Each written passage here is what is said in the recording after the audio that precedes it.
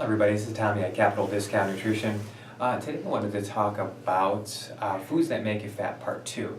Now our first part of the video we kind of highlighted foods that are highly palatable, that we're attracted to. Now we're going to go into the gustatory theories behind them. The 3 gustatory theories that are very important that you must keep in mind if you decide to do a cheat meal, which I don't recommend, are vanishing caloric density, sensory specific satiety. These by far are the 2 most important that you want to keep in mind when you're deciding to eat a cheat meal. The first one, the vanishing caloric density, is if you're ever eating a Cheeto or a Dorito and you just continue to eat them, it's a vanishing caloric density because the foods bypass our caloric counters. And then they're highly metabolized very quickly. They elevate blood sugar levels, insulin levels, which keeps the fat around the midsection. They can increase inflammation in the body. When you're increasing inflammation, you're elevating C-reactive protein, which then will negatively interact with leptin. Leptin, from the Greek, means thin, is a satiety signal that travels to the brain and binds to neuropeptide Y and the arcuate nucleus, and that shuts down hunger signals. So it's really important to eat more healthful foods. You want to eat more fruits, vegetables, beans, legumes, fresh herbs. These are much more healthier for you. They're going to help nourish the body. Going to give you the 16 vitamins, 20 minerals, 3 essential fatty acids, soluble and insoluble fiber, which are converted to short-chain fatty acids like acetate, propionate, and butyrate. And these short-chain fatty acids are really important because they can kind of activate your digestive system and increase anaxerogenic gut hormones, which then turn off hunger signals. One of those anaxerogenic gut hormones is neuropeptide peptide YY, which then is able to elevate leptin levels, and then is also able to elevate your body's ability to suppress ghrelin, which is a hunger hormone that elevates, and that's when you feel super hungry. So sensory-specific satiety is the second gustatory theory. Sensory-specific satiety is when you smell a distinct food compound and then you're just kind of done eating. Very complex. When we're eating foods, it's very dynamic. You're smelling the food, you're tasting the food, and the body has a way of diet-induced obesity mechanisms to cut out eating. So you're not just continually eating and eating and eating. So one of the ways that food manufacturers are able to bypass these satiety signals is sensory-specific satiety, which is in the nose. So a Dorito or a Cheeto has a very distinct smell, and as you're eating them, you're not able to pick up and scent, or just pick up the scents on that one particular smell. So that's why you continue to eat. So vanishing caloric density, sensory-specific satiety, and the third most important, I would say, is the complex dynamic contrast in the flavors. I mean, honestly, that's really what's activating all our different taste receptors. Your umami receptor, which tastes the peptides, tastes the proteins. That you'll notice, in MSG foods like Chinese foods.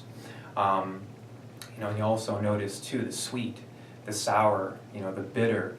These different taste receptors are all activated from these highly palatable foods. And food corporations use advanced food technologies to activate all these different taste receptors. And if you eat any kind of food coloring or have any kind of chlorophyll, which I'd recommend, it would stain your tongue, and if you stick your tongue out, you'll notice you have all these kind of fungi-formed different protrusions on the surface of your tongue, the landscape of the tongue. And those are all your taste receptors. And those are all the way back there, and that's what's picking up all these highly palatable foods and activating the nucleus accumbens, which is in the limbic system. And the nucleus accumbens is our pleasure center in the brain.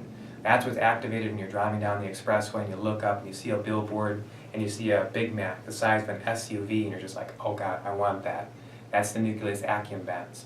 And there's always a tug of war between the prefrontal cortex, which is kind of the rational, analytical part of the brain, which is saying, well, it might not be a good idea to eat that Big Mac, or it might not be a good idea to buy those bag of chips because I know I'm going to eat the whole bag. Your nucleus accumbens is saying, buy. Let's eat. So it's kind of a tug of war, and there's always usually one winner, and that's going to be the nucleus accumbens because it's bathed in dopamine, which drives behavior and drives the body to drives you basically to for reward-seeking foods and reward-seeking behavior. And then you have your endorphins. Endorphins are released, and they're kind of more or less just cementing those behaviors. And your hippocampus is there, your memory neurons, your neuronal neurons that will pick up and just cement that kind of pleasurable experience. So then you have nostalgia each time you're eating these foods. So it's really important to kind of change these neural networks by making more healthful choices when you're going to the grocery store. And I know it's not easy. I know that these foods are very accessible.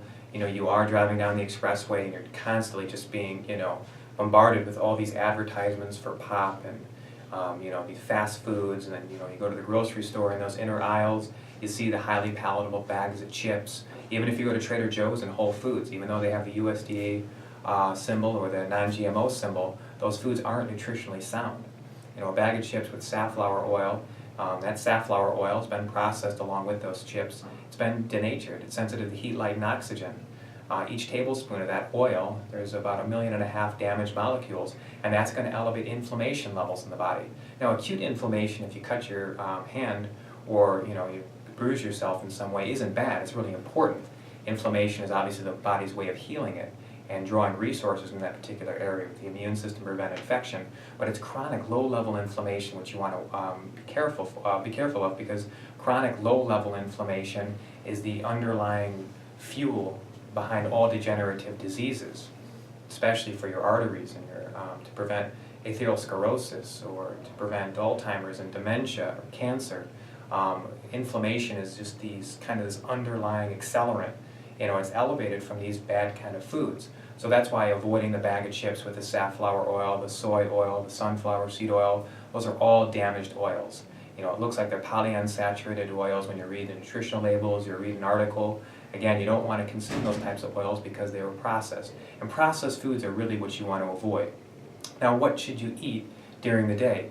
I recommend fruits, vegetables, beans, legumes. These are much healthier for you. They're going to activate satiety gut hormones or anaxerogenic gut hormones. N means without, and orexis, which is from the Greek, means appetite. So without appetite, gut hormones are going to be stimulated. If you have an apple, the pectin is broken down to butyrate. Butyrate is a short-chain fatty acid that more or less energizes your epithelial cells. It's able to activate peptide YY. Peptide YY is an anaxerogenic or without appetite gut hormone that elevates to suppress appetite signals. So that'll also too help lower inflammation, lower your blood glucose levels, and lower insulin, because when your insulin is elevated, when you eat a bag of chips, you have your insulin levels elevate, and that keeps the fat around the midsection, causes high blood pressure, and then contributes to just obesity. And obesity comes with all of its comorbidities. Type 2 diabetes, atherosclerosis, inflammation. So you want to avoid all that and eat more healthful foods. I recommend organic raw fruits and vegetables, beans, legumes. These are much healthier foods. I recently just purchased some mung beans, which are excellent source of protein. Another good snack to have throughout the day are almonds, cashews, walnuts. Walnuts have good alpha-linolenic acid, which is a good omega-3 fatty acid, which will help elevate prostaglandins 1 and 3, which are very anti-inflammatory, as opposed to the sunflower and safflower oils, which elevate prostaglandin E2, which is pro-inflammatory. So you want to have more of the prostaglandin 1 and 3. So anyway, eating more healthy foods, eating more fruits and vegetables, having salads frequently throughout the day are going to be able to activate more of those without appetite gut hormones to make you feel full, give your body vitamins, minerals, antioxidants. It's basically you want to align yourself with all the foods that are going to give you all your vitamins, minerals, essential fatty acids, fiber, and all the fibers and indigestible fibers that break down into short-chain fatty acids, butyrate, propionate, and acetate, which then are able to activate those gut hormones to make you feel full. It'll help improve blood glucose levels and improve overall health. Remember, you want about 16 vitamins, 20 minerals, 3 essential fatty acids, soluble, insoluble fiber, and about 10,000 ORAC units daily. And ORAC stands for oxygen radical absorbance capacity.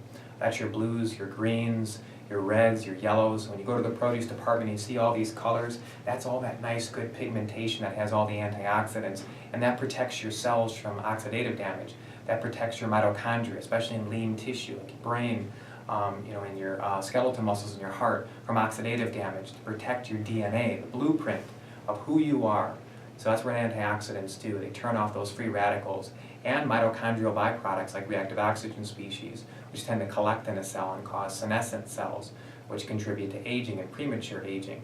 Plus they even improve skin tone. When you're eating too many carbohydrates, too many processed foods, that's going to damage your skin. It's going to damage the epidermal matrix, and damage collagen and forms advanced glycation end products, things that you just really don't want. So consume more healthful foods, more fruits, vegetables, beans, legumes. You'll be a lot healthier, and avoid all the processed foods. Remember, you have vanishing caloric density, sensory-specific satiety, dynamic oral contrast. These are what food corporations are employing when they're creating these kinds of foods, and that's what's making us fat. When you consume the pop and the potato chips, the Doritos, you can't stop eating them. It's not that you could just have a little bit. As soon as you tear open that bag and you start eating them, they're bypassing sensory-specific satiety in your nose, vanishing caloric density, so your body's not able to count the calories. They're not activating those gut hormones that make you full. They just keep, eating. You keep eating and eating and eating, and your ghrelin levels, remain elevated. Ghrelin makes you feel full. That's the satiety signal that just will stay elevated. And then when your inflammation is up, your leptin level, which leptin again means, and from the Greek thin, will then negatively interact with C-reactive protein, which is elevated when you have inflammation. So that means that you just stay hungry and you continue to eat these kinds of foods. The answer and the key is eating organic, raw fruits, vegetables, beans, legumes, nuts, and seeds. Much healthier for you. Throughout the day I'll have almonds, I'll have walnuts. These are great, just great foods to have. Apple, again, has butyrate. It's going to activate those gut hormones to make you feel full. The reason I'm repeating myself is that this is really important information. I want you to take this information and utilize what you're learning here, so that you make more healthful choices, more health-conscious choices, and more informed choices when you're at the grocery store.